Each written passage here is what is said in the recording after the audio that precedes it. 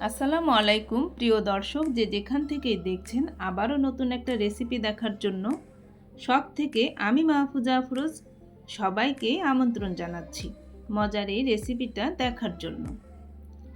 আপনারা দেখেই বুঝতে পারছেন আজকের রেসিপিটা কতটা লোভনীয়।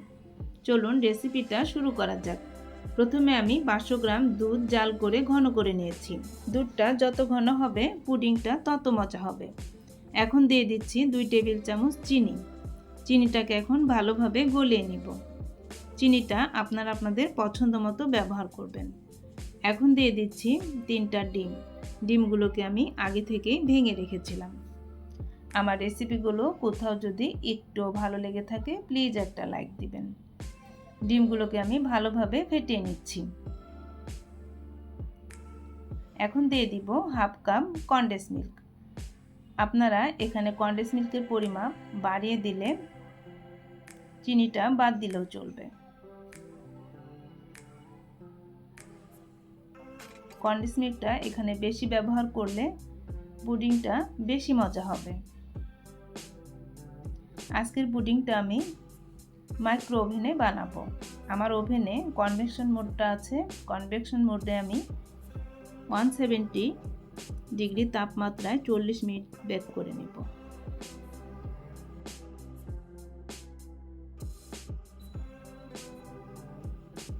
পুডিংটা দেওয়ার আগে আমি ওভেনটা 5 মিনিট প্রিহিট করে নিব। এখন আমি এখানে 2 টেবিল চামচ গুঁড়ো দুধ দিয়ে দিলাম। আর এই গুঁড়ো দুধটা দেওয়ার জন্য পুডিংটা অনেক বেশি ক্রিমি হবে। আপনারা এখানে গুঁড়ো দুধটা দিতে চেষ্টা করবেন। আবারও ভালোভাবে মিশিয়ে নিচ্ছি।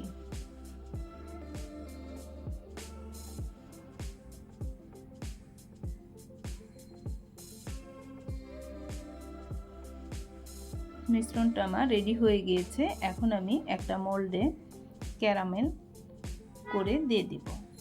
ক্যারামেলটা ঢেলে দিচ্ছি। গরম অবস্থায় ট্রেটাকে ভালোভাবে ঘুরিয়ে ক্যারামেলটা চারিদিকে ছড়িয়ে দিতে হবে। ছড়ানো হয়ে গেলে 1 মিনিটের মতো রেখে দিলেই জমে যাবে।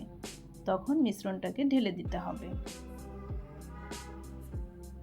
ওভেনটাকে আমি 5 মিনিটের জন্য প্রিহিটে রেখেছি। প্রিহিট হয়ে গিয়েছে। এখন আমি ওভেনে দিয়ে দিব। 170 ডিগ্রি তাপমাত্রায় 40 মিনিট বেক করে নিব। বেক করা হয়ে গিয়েছে। এখন আমি মোল্ড আউট করে আপনাদের দেখাচ্ছি। দেখেন কত সুন্দর কালার আর কতটা লোভনীয় হয়েছে। আমি কেটে দেখাচ্ছি কতটা সফট হয়েছে।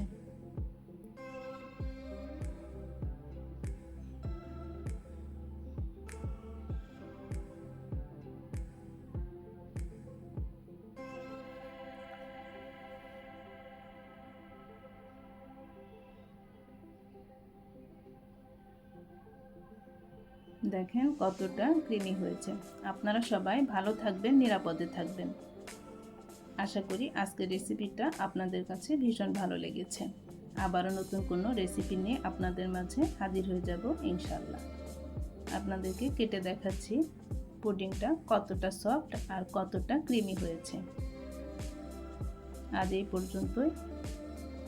আপনারা সবাই ভালো থাকবেন। আল্লাহ হাফেজ।